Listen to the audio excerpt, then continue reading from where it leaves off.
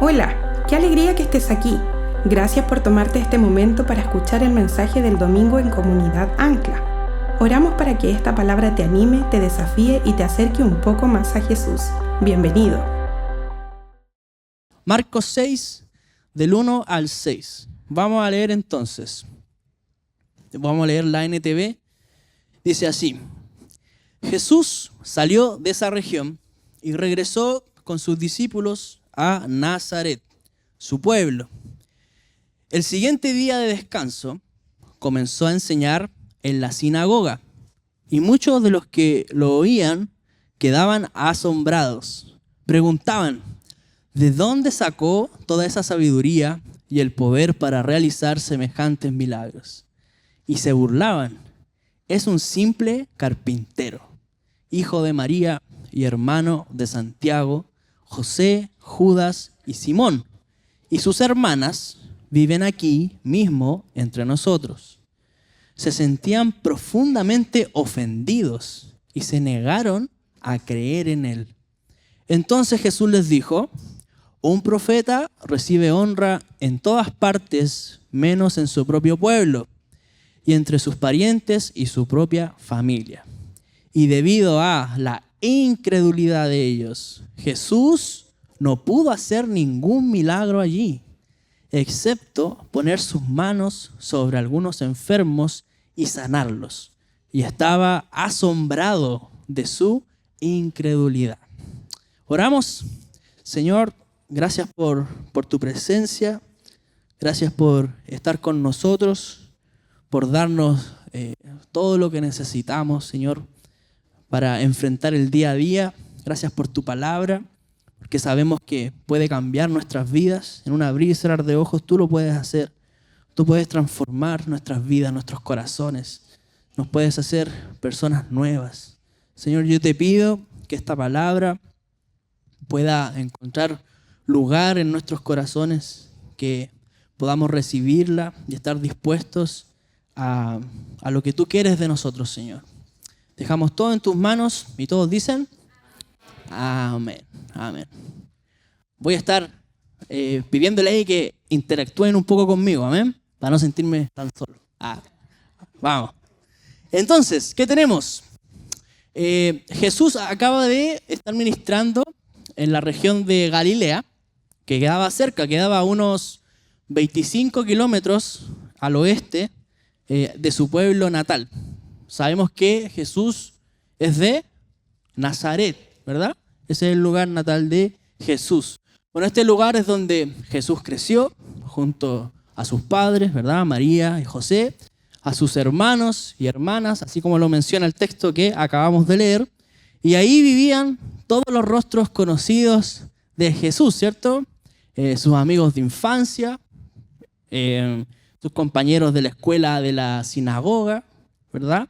Su propia casa donde se crió, el taller de trabajo de José, estos lugares donde se prensaba el vino del pueblo que era comunitario, y también los lugares que le llamaban lagares de aceite, que eran lugares particulares de pueblos como Nazaret, ¿verdad?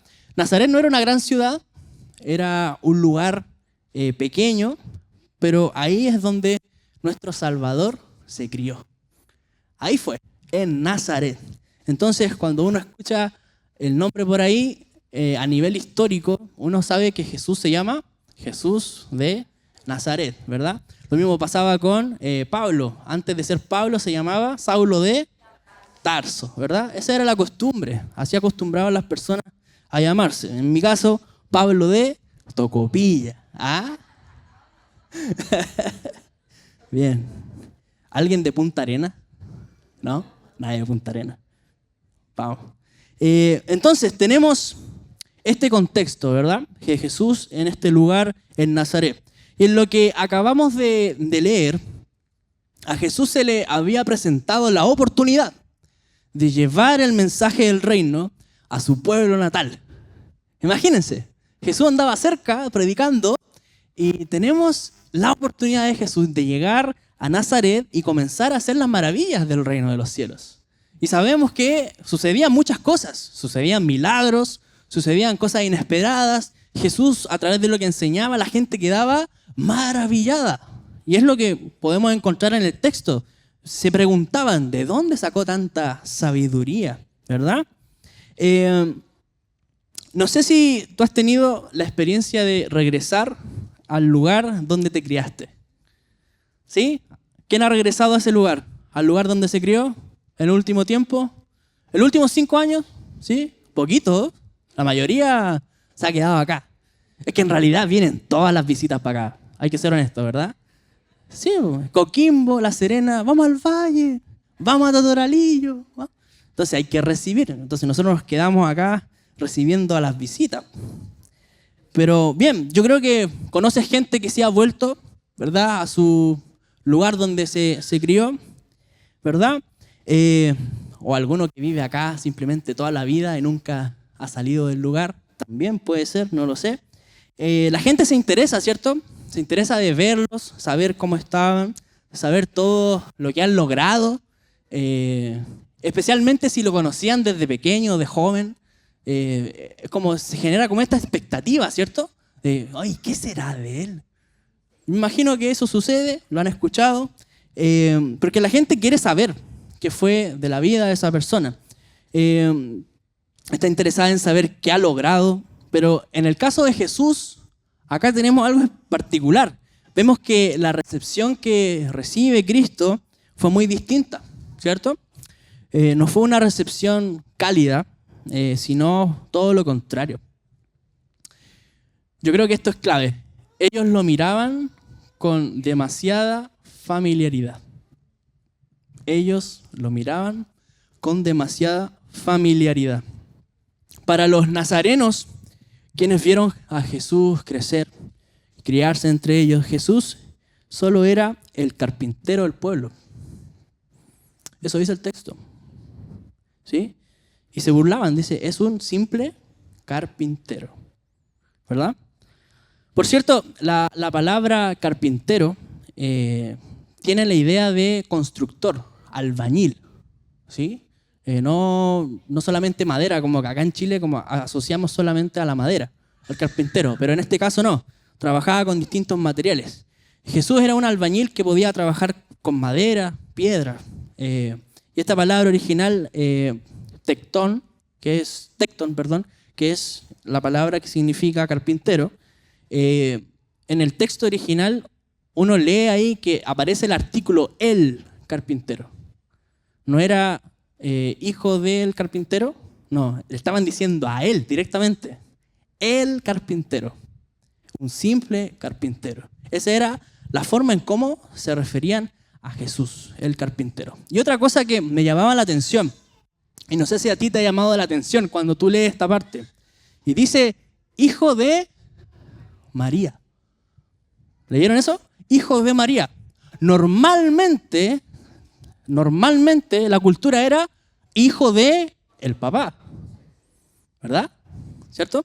Entonces, no se menciona a José. Una posibilidad es que quizás ya había fallecido, pero lo más probable es que se referían a la historia de su nacimiento, pero con desprecio. Con desprecio. Es como si estuvieran diciendo, conocemos a su mamá, pero no sabemos quién es su padre. En otras palabras, lo están llamando un hijo ilegítimo.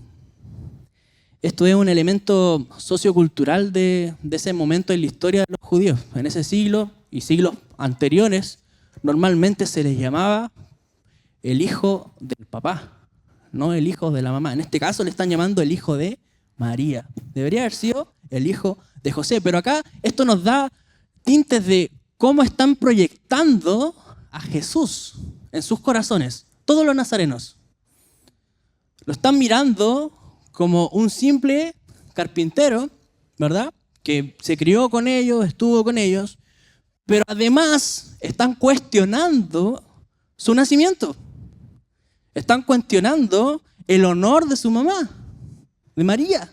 Y todos sabemos acá y todos creemos por fe que fue un nacimiento virginal, mediante el poder del Espíritu Santo. Amén. Entonces, todo lo que se genera acá es un ambiente hostil para Jesús. No es cualquier cosa. Y yo creo que eso en el corazón de Cristo, que era 100% Dios, pero 100% hombre a la vez, debió haber experimentado dolor.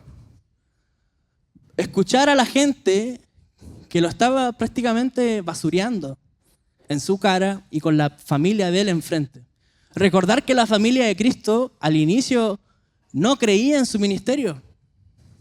Luego aparece Santiago como uno de los grandes líderes, pero es posterior a la resurrección de Jesús que ellos creen. Al inicio no estaban ni ahí con Jesús. Entonces, quizá esto alimentaba aún más el morbo de ese momento. Entonces, Jesús llegando a su pueblo natal, Nazaret, y de pronto sucede todo esto. ¿Qué? ¿Pero qué está pasando? No sé si te ha pasado algo similar. No sé si has experimentado el rechazo. Yo creo que la mayoría de los que estamos acá sí hemos experimentado el desprecio, el rechazo de la sociedad por simplemente quizás ser hijos de Dios. Y eso es bíblico. No se asuste. Eso es parte de la vida. El mundo no nos va a amar. Al contrario, la verdad de Cristo incomoda y es confrontacional en muchos aspectos. Pero con nuestro ejemplo de vida podemos llegar a las personas y mostrarles que esta es la verdadera vida que ha sido proyectada para ellos, de parte de Dios. Entonces, lo que nosotros hacemos durante el día a día, no lo que hacemos durante el día domingo, es lo que hacemos de lunes a sábado, ¿verdad? Eso es lo que importa durante toda nuestra semana, todo lo que estamos haciendo. ¿De qué forma está impactando a nuestro alrededor? A pesar del desprecio que podamos recibir. A pesar que ese compañero o compañera de trabajo está diciendo cosas que él sabe que a mí me hiere. Pero sin importar aquello, yo sigo creyendo y confiando y hablando de quién es Jesús para mí. Y qué solución entrega Jesús para ellos. Amén. Porque Jesús no es solamente para mí, ¿verdad? Es para todos. El Señor es para todos. Entonces, Jesús está experimentando todo esto. Entonces, vamos resumiendo un poco para que nos quedemos con la idea. Jesús vuelve a Nazaret con sus discípulos. Este era su pueblo, donde había trabajado de carpintero, el oficio de su padre José. Al llegar el sábado, dice que enseñó en la sinagoga, en esa misma sinagoga donde él se crió. Los asistentes estaban asombrados, no podían negar la sabiduría de sus enseñanzas ni la maravilla de sus milagros, ¿verdad? Pero había un profundo rechazo a reconocerlo como el Hijo de Dios. ¿Sí? Eso es el punto de inflexión. Reconocerlo como el Mesías prometido. Pensaban en él como el carpintero, como el hijo de María, cuyos hermanas y hermanas estaban aún con ellos, ahí en Nazaret. Entonces, quizás si hubiese vuelto a Nazaret como un poderoso héroe conquistador, podrían haberle aceptado quizás más bien dispuestos, ¿cierto?, a lo que Jesús era. Pero llegó ahí con una sencilla gracia y humildad, como era él, ¿cierto? Y por esto se escandalizaban. Así cierra el pasaje que leímos. Se escandalizaban o se ofendían, como dice la NTV. Yo creo que esto fue lo que pasó en los corazones de los nazarenos en ese momento, que no podían discernir lo divino en lo humano, lo celestial bajo el velo terrenal. No podían. Estaban tan cegados por esta familiaridad que tenían con Jesús. Y esto, dice la palabra, que también los llevó a la ironía. Se burlaban. Los llevó a la ironía. El simple hecho de no poder discernir quién era Cristo. Quién era aquella persona que estaba haciendo milagros y ellos mismos lo podían ver. Pero simplemente no podían verlo. No podían ver lo divino en aquel carpintero. Y hay veces que nos pasa eso a nosotros. Llevamos muchos años en el Evangelio. Algunos llevan ya un tiempo, algunos un par de años, o quizás estás caminando, pero estamos de acuerdo en que a medida que avanza nuestra vida cristiana, hay veces que esa familiaridad nos puede jugar una mala pasada con Cristo. Quizás no nos vamos a burlar, quizás no vamos a jugar a la ironía, ¿verdad? Pero sí, hay situaciones que se consideran que donde la familiaridad tiende a desviarnos de quién Jesús es, de quién realmente Él es. Porque de pronto podemos llegar acá y que esto simplemente sea lo mismo y con ese corazón de familiaridad, ¿cierto? De decir, voy a llegar, me va a recibir la hermana en la puerta, voy a saludar a todos, va a haber cafetería, después vamos a cantar 4 canciones, viene la palabra, y después viene otra canción, después vienen los avisos, canción rápida, cafetería, chao. ¿Verdad? Entonces, cuando uno llega con eso en su corazón, con esa familiaridad de lo que hacemos en la iglesia, puede que nuestro corazón ingrese a un sector donde realmente no debe estar. Porque a la casa del Señor hay que venir con expectativa. Porque si bien hay un orden dentro de lo que hacemos, dentro de ese orden el Espíritu de Dios se mueve. El Espíritu de Dios habla, el Espíritu de Dios sana, el Espíritu de Dios ministra, el Espíritu de Dios muestra visiones, el Espíritu de Dios da mensaje, palabra de ciencia, palabra de conocimiento. El Espíritu de Dios está activo en medio nuestro. Amén. Entonces, uno de los puntos importantes de este relato que quizás podríamos profundizar es justamente cómo proyectaban a Jesús en sus corazones, como el carpintero del pueblo. Ellos lo miraban, y lo voy a repetir varias veces, pero ellos lo miraban con familiaridad. ¿Sí? Ahora bien, el principio, la palabra familiaridad, normalmente tiene una connotación positiva. ¿Sí? En estos casos, no sé, lo positivo se refiere a la llaneza, sencillez y confianza en el trato que se establece entre personas que comparten un vínculo afectivo o una larga historia en común, ¿cierto? Eso es positivo de la familiaridad. Implica también una comunicación fluida, natural y sin cosas como artificios, por así llamarlo. Pero la otra cara de la moneda de esta palabra, familiaridad, puede desprenderse de una frase en inglés que dice familiarity breeds contempt, que significa la familiaridad engendra el desprecio. Sí, de hecho, ha sido estudiado por la psicología, sociología, y es un tema incluso para nuestra sociedad, que la familiaridad engendra el desprecio. ¿Ya? Entonces, la idea es que puede haber una persona de mucho prestigio, ¿cierto? Un famoso, un político, alguien de mucha autoridad, ¿cierto? Y que es reconocido y respetado por los demás, excepto por los de su casa. ¿Sí? Los de su casa o sus amistades han vivido con él, lo conocen, ¿cierto?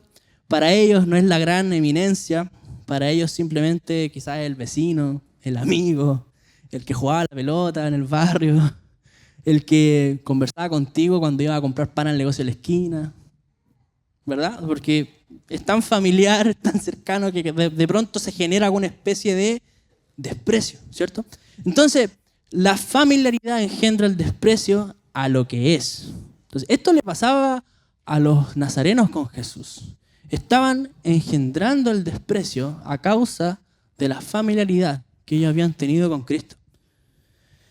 Es comprensible, creo yo, que este fenómeno se dé y la gente reacciona así, ¿cierto? Ante quizás alguien poderoso, famoso, o simplemente alguien extraordinario, en lo que sea. Pero yo me hacía la pregunta, ¿qué sucede cuando esa incredulidad y rechazo nacen precisamente ante el Rey del Universo? ¿Qué sucede cuando eso pasa?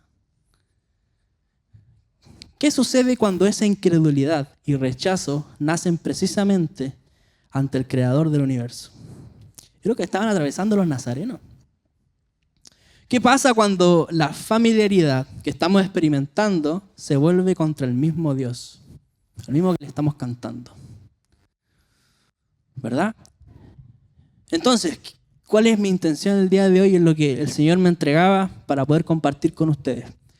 Esta no es una receta mágica, de 5 pasos como para decir, de esta manera vamos a evitar que la familiaridad nos adormezca. No es así. Simplemente son principios bíblicos que están en la palabra, que ustedes pueden encontrar y que ustedes pueden nutrirse de ellos y poder recordarlos. Porque la familiaridad sí puede pasarnos la cuenta en algún punto de nuestra vida cristiana. Y no puede ser ahora, iglesia. Estamos en un proceso tan lindo como iglesia. Y estamos avanzando, dando pasos de fe, donde nuestra familiaridad con las cosas que hacemos no puede pasarnos la cuenta. Quizás yo hablo a los músicos que sirven conmigo. Todos los domingos, Fabio tocando batería, el Marcos cuando baja, el David en el sonido, en la guitarra. Estamos tan familiarizados con lo que hacemos, ¿verdad? Pero necesitamos encontrar el balance entre aquello que es tan familiar y no perder el asombro por las cosas que estamos haciendo. ¿Sí? Y así puede aplicarse a cualquier área de tu vida o a cualquier área de servicio que hayas elegido aquí en la iglesia. En Anclapeque, preadolescentes, mujeres, varones, seguridad, producción, fotografía, hay tanta área de la iglesia. Pero cuando nos volvemos con tanta familiaridad, podemos estar adoptando ese corazón que tenían los nazarenos con el Señor. Y hay que tener cuidado ahí. Hay que tener mucho cuidado. Porque la familiaridad no te va a avisar. Porque para muchos de nosotros, y en esto yo me incluyo, para mí ya muchas cosas en un punto se volvieron una normalidad. Pero Dios constantemente tiene algo nuevo. Y eso yo lo evidencio en la palabra. Yo veo que Dios siempre tiene algo nuevo. Y hace cosas, grandes maravillas, una y otra vez, una y otra vez, una y otra vez. Entonces yo no me puedo conformar a la normalidad de las cosas y a la familiaridad de las cosas que están sucediendo aquí en nuestra comunidad. Siempre hay algo más de parte del Señor. Amén. Entonces, estos son cinco recordatorios bíblicos. ¿Ok? No son míos, son bíblicos. 5 recordatorios bíblicos para evitar que la familiaridad nos adormezca. ¿Amén? ¿Están conmigo?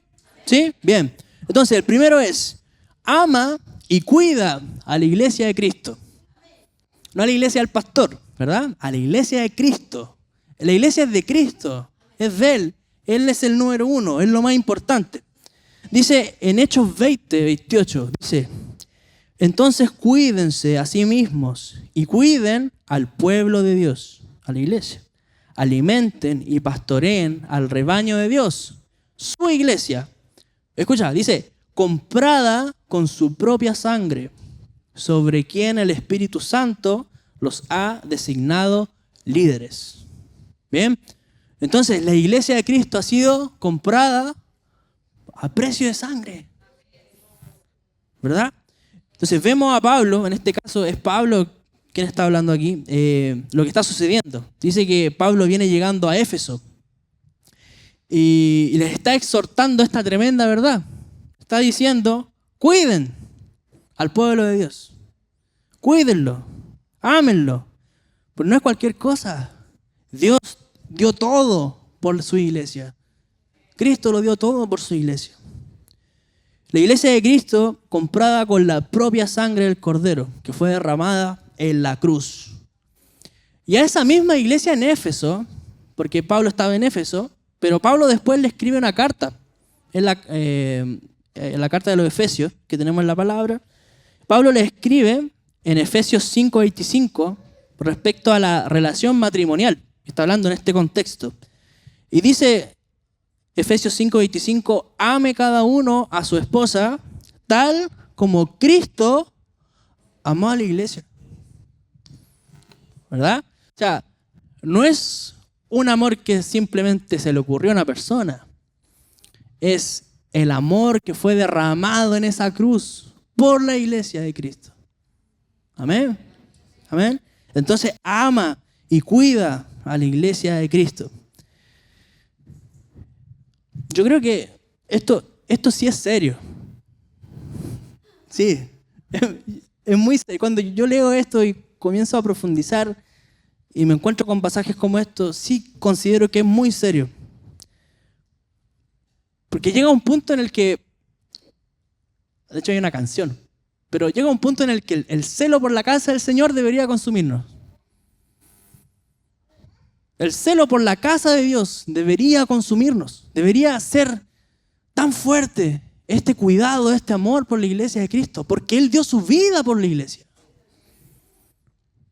Entonces somos una gran familia de fe y hemos sido comprados por un alto valor, un valor tan alto, que es más, que Jesucristo habla de esto y dice que las puertas del Hades no prevalecerán contra ella, contra la iglesia. Así de alto es el valor de la iglesia. Por lo tanto, ese valor debería fluir entre todos nosotros. Y deberíamos todos interiorizarnos y querer crecer en esto de qué es la iglesia. ¿Por qué es tan importante la iglesia para el Señor? Esto está en la palabra. Hechos 20:28, Efesios 5:25, Mateo 18 también, cuando le habla a Pedro.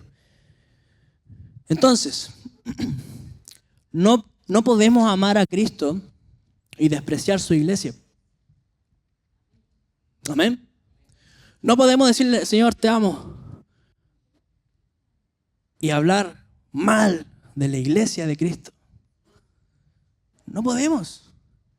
Es contraproducente de acuerdo a los principios bíblicos.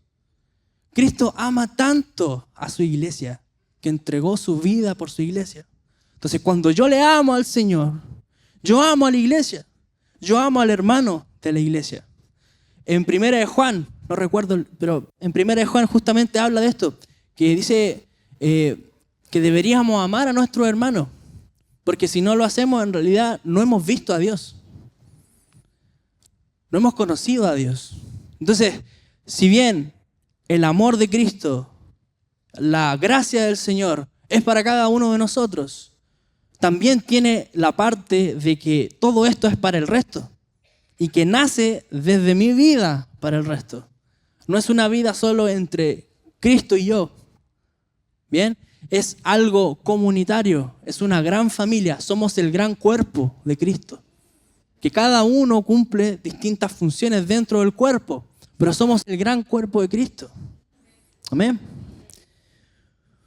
Entonces, no podemos ser selectivos en nuestra forma de amar. No podemos amar a Dios a nuestra manera tampoco, ignorando que Dios tiene un claro diseño comunitario. Y de hecho se lo dijo a Adán, que el hombre no puede estar solo. Saca de la costilla a Eva, ahí está la compañía. Amén. Sí.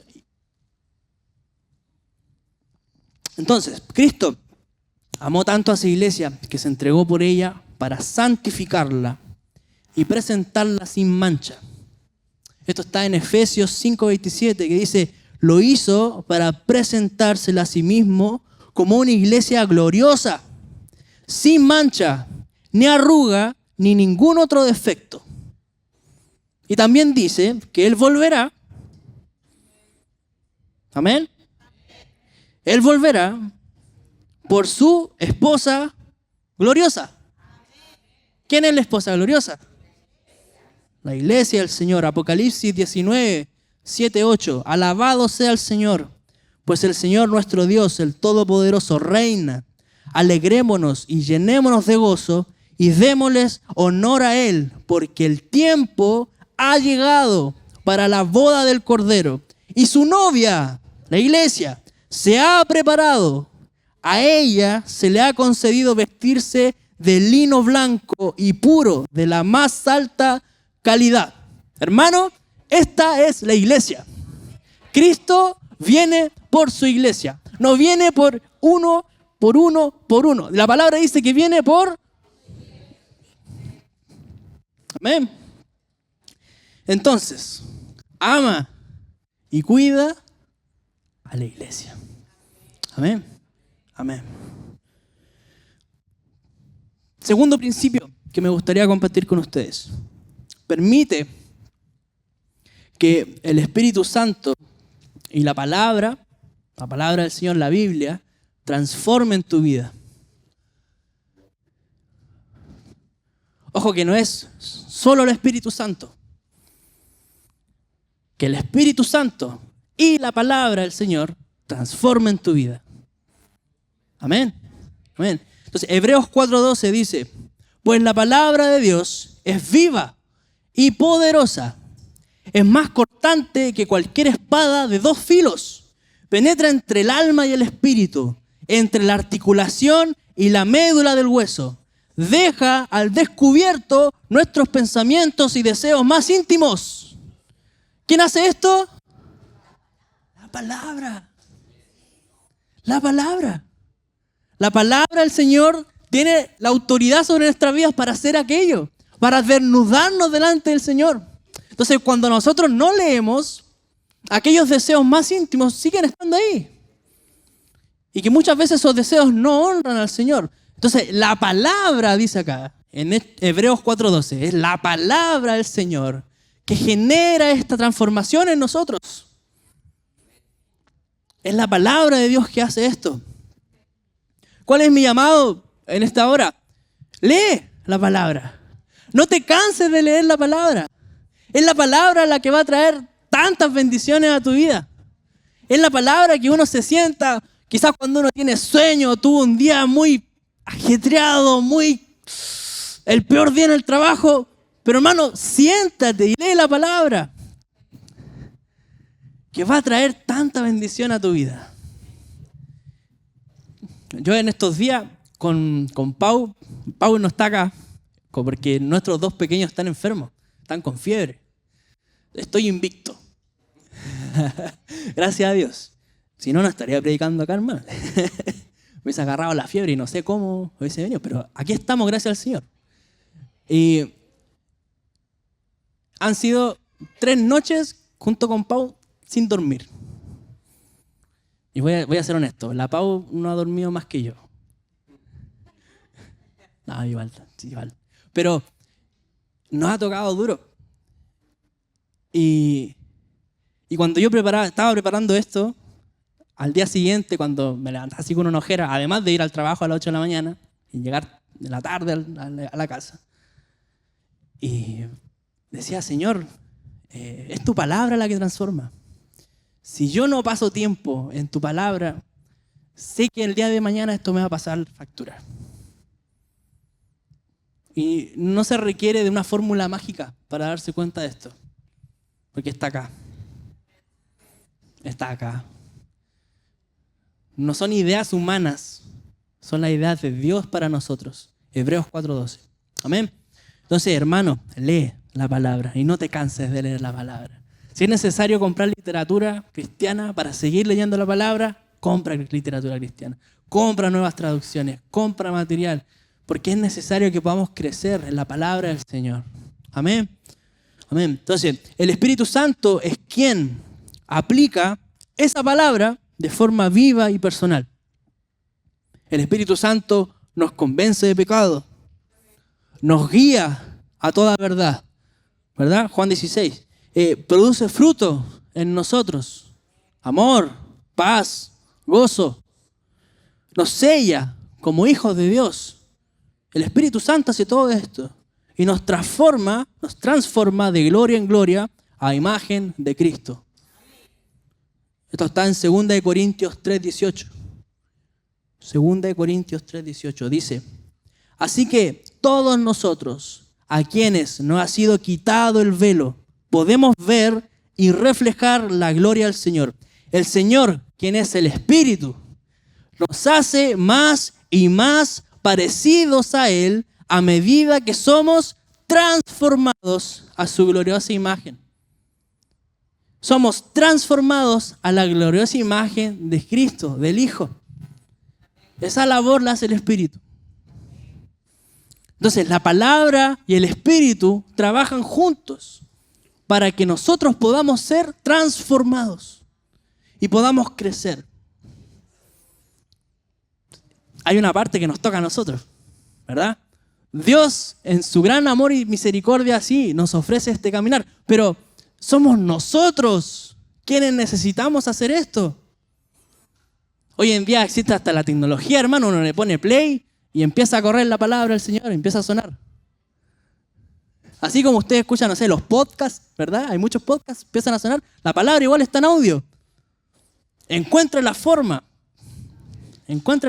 pero siempre hay un espacio. Los que se levantan temprano en la mañana y van camino al trabajo, aproveche ese espacio de escuchar de la palabra del Señor, de leerla. Si está solo en un espacio de su trabajo, ore al Señor. Tiene el celular a mano, la palabra del Señor está en una app gratuita, léala. Si está en la casa, mejor aún, mayor comodidad para leer la palabra del Señor. Amén. Bien. Punto 3, principio número 3.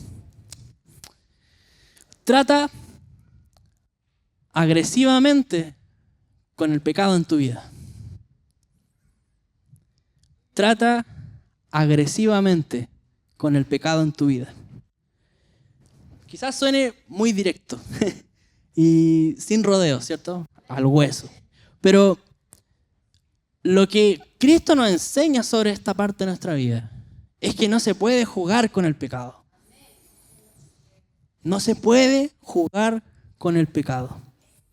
No se le puede tratar como mascota, ¿cierto? O ponerle una correa, así como sacarlo a pasear. ¿Eh? Es que esta parte es muy seria, hermano. Esta parte es muy importante. Necesitamos tratar agresivamente con el pecado en nuestra vida. Y ese trabajo es nuestro. Con la ayuda del Espíritu Santo, con la ayuda de la palabra, pero las decisiones las tomamos nosotros. El pecado no es un defecto menor. No podemos minimizarlo ni justificarlo, ¿verdad? Hay que quitar eso de nuestro vocabulario de decir es solo una debilidad. Yo me he encontrado diciendo eso. Yo, años atrás lo dije. Eso es una debilidad. Todos pecan. ¿Lo has escuchado?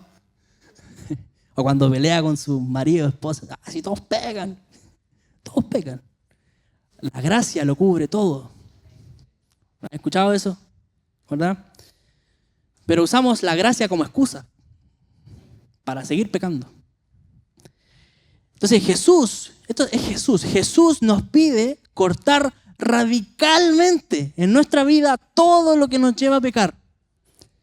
Entonces, Él desea que nosotros podamos eliminar las fuentes de tentación sin piedad. Sin piedad. Si es una aplicación que está en tu celular, bórrala. Si tienes que dejar las redes sociales porque es una fuente de tentación, bórralas. Si es algo que no puedes controlar y tú sabes que no puedes controlar, sácalo de tu vida. Sácalo de tu vida. Porque el pecado trae consecuencias. Trae consecuencias a nuestra vida. Hermano, los hijos de Dios derraman lágrimas de sus ojos a causa del pecado. Todos quienes amamos al Señor sabemos que el pecado ha traído dolor a nuestra vida. Ha traído divorcio a nuestra vida. Ha traído peleas familiares a nuestra vida. Ha traído discusión tras discusión. Ha sido el pecado. Entonces Cristo desea que saquemos eso de nuestra vida. Que lo podamos quitar. Porque son esas lágrimas que todos nosotros hemos derramado. Que la causa, raíz, ha sido el pecado. Por lo tanto, es importante que podamos tratar agresivamente con el pecado en nuestra vida. Hermano, esto es personal. Yo no puedo tratar agresivamente con el pecado tuyo. Y tampoco Dios nos llama a andar juzgando a todas las personas. Porque Jesús dijo, andas viéndole la paja en el ojo ajeno y tú tienes tremendo tronco, ¿verdad? Que no te deja ver. Eso es lo que dice Cristo. Pero lo que sí desea el Señor es que no nos olvidemos que es nuestro trabajo quitar el pecado de nuestra vida. Personal. Es un trabajo personal.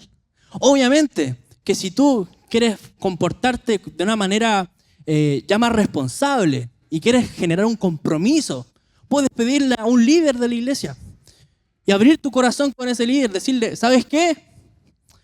Aló, fallé ayer, hice esto. No sé qué hacer. Y yo te aseguro que el líder te va a guiar, te va a ayudar, te va a fortalecer, te va a entregar palabra, no te va a juzgar, porque ese no es su trabajo. No te va a juzgar. Si hay alguien que necesita eso hoy en día, tenga la libertad de hacerlo, de pedirle a un líder, a alguien de confianza de la iglesia, decirle, necesito hablar contigo, necesito ayuda, ayúdame, porque no puedo solo. Y hay veces que sí creemos que podemos solos, y pasan los años, y ese pecado sigue estando, sigue avanzando en nuestra vida, y no sabemos cómo frenar. Quizás necesitamos ayuda, pero esa decisión es de cada uno. Amén. Nadie puede imponerla sobre ustedes. Nadie. Esa decisión es personal. Entonces, tratemos agresivamente con el pecado en nuestra vida. Cuarto punto, cuarto principio bíblico, que nos va a ayudar a evitar que la familiaridad nos adormezca en nuestra vida cristiana. Inviértete en otros. Inviértete en otros.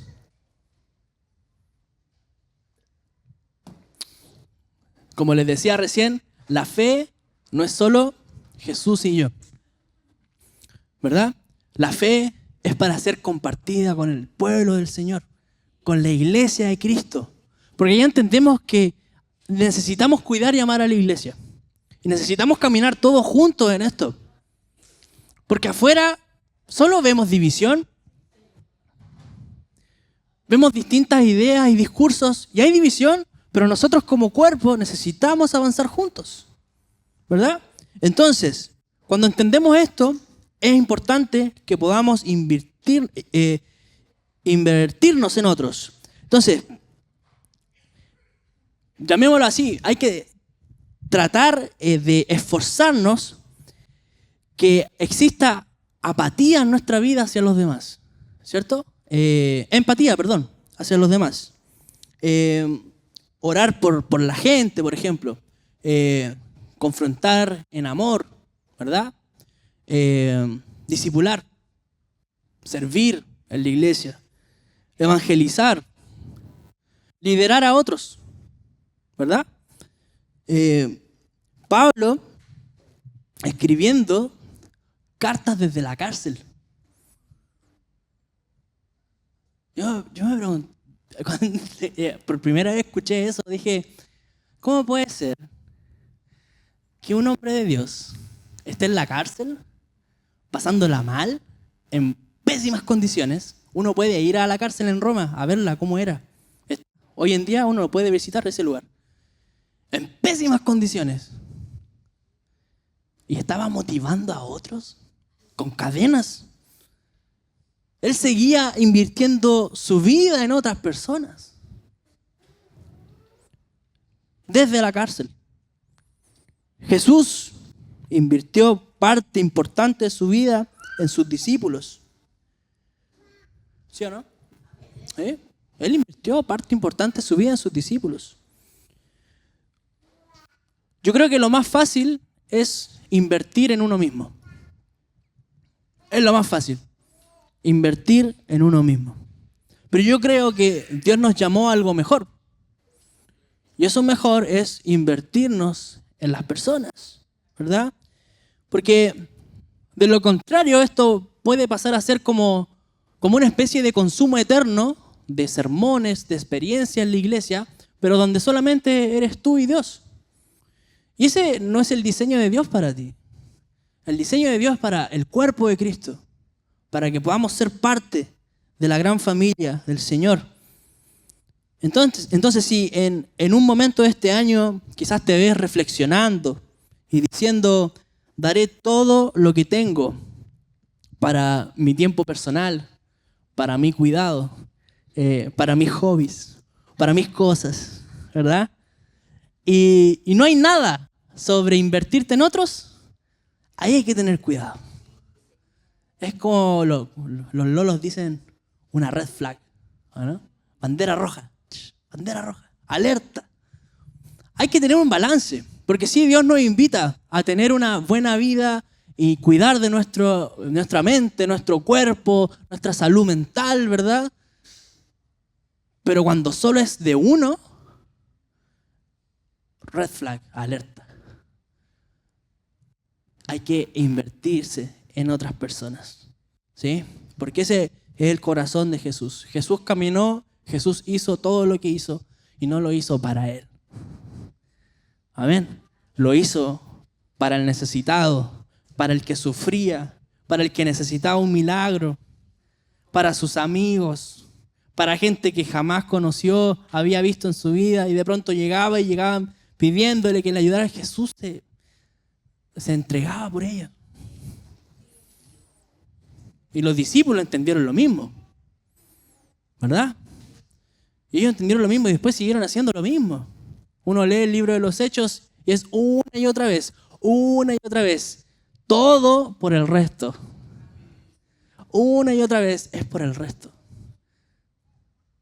Obviamente ellos tenían que estar bien, pero la proyección de ellos era que el resto sea bendecido. Eso lo vamos a encontrar en la palabra una y otra vez. Punto 5, y este es el último. Así me acompañan los músicos. El último principio, recordatorio bíblico, para evitar que la familiaridad nos adormezca, es involúcrate en el plan de Dios.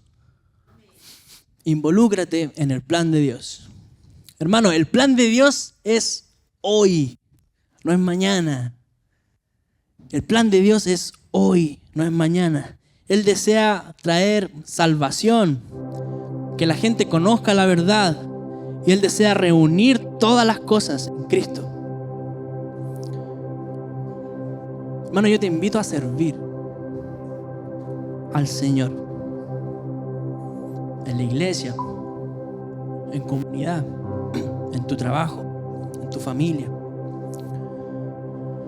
Porque yo creo que fuimos llamados a ser más que espectadores.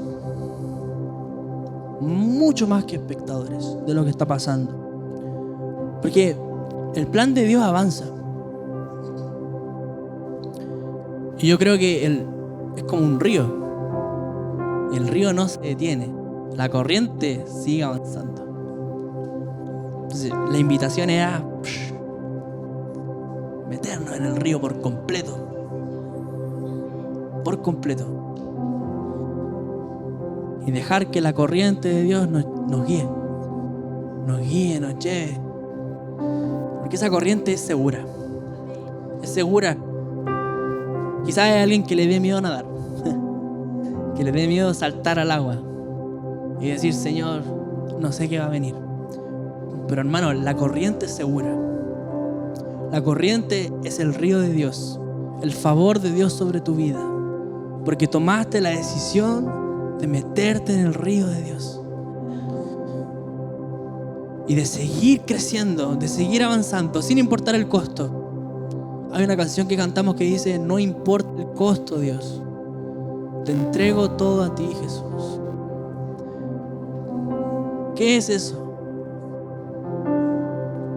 Si yo me meto al río, Señor, no importa el costo. Hay otra canción más antigua que dice, existen aguas a los tobillos, existen aguas hasta las rodillas, existen aguas hasta los lomos, pero hay aguas más profundas.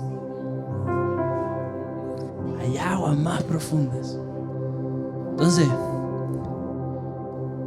somos más que espectadores. Pero nuevamente, hermano, Y esto no porque una persona acá adelante lo esté diciendo, es porque tú lo tienes que hacer. No, no funciona así. Es únicamente una decisión tuya delante del Señor. Nada más. Una decisión personal, real, honesta, comprometida, sin engaños, no con las personas, sino que con Dios. Y eso nace de nosotros. No nace de otra persona, nace de nuestra vida personal, de nuestra relación con Dios. Este mensaje se sigue predicando, ya sea con tu involucramiento o no, o sin él. El mensaje se seguirá predicando. La iglesia de Dios seguirá avanzando. Los tiempos seguirán acercándose al fin. Pero, repito, es la decisión de cada uno. Quizá hoy en día sí llegaste un poco adormecida a la iglesia. Y de pronto dices, es como lo mismo siempre. Me cuesta conectar. No me siento parte.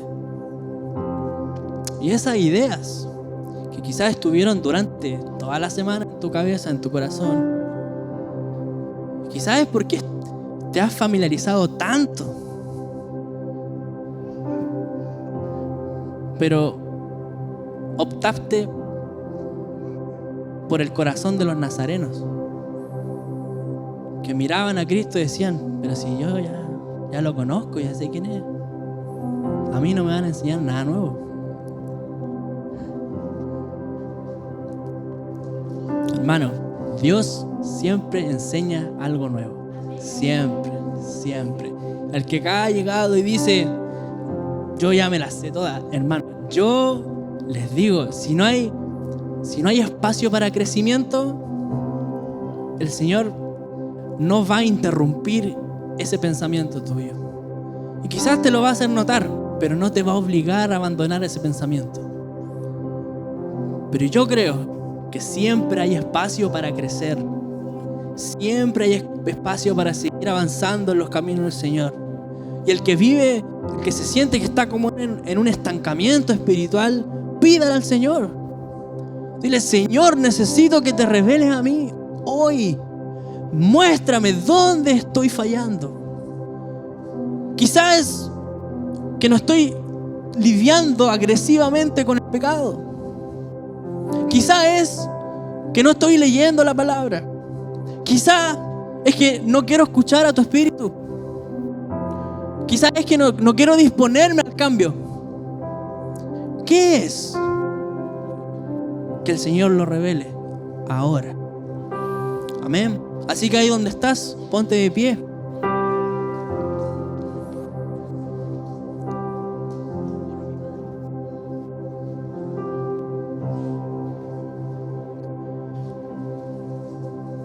Y si es necesario correr al Señor en tu oración, decirle, Señor, necesito de ti.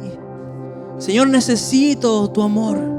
Necesito en estos momentos que tú me acompañes. Necesito que estés cerca mío. Señor, no puedo sin ti. Señor, si hay algún momento en el que me estanqué, en el que me volví muy cómodo en la vida de la iglesia, Señor, ayúdame a ver qué es la área que necesita cambiar en mí. Si hay un principio bíblico que he perdido de vista, Señor, ayúdame a recordarlo. ¿Cuál es? Si es que necesito más de tu palabra, de tu espíritu. Si es que necesito lidiar agresivamente con el pecado en mi vida. Si necesito invertirme en otros. Si necesito involucrarme en tu plan. Si necesito cuidar a tu iglesia, amar a tu iglesia. Dime, Señor, ¿qué es? ¿Qué es? Señor, tú eres un buen Padre. Un buen Padre. Señor, corremos a ti, Señor. Corremos a ti.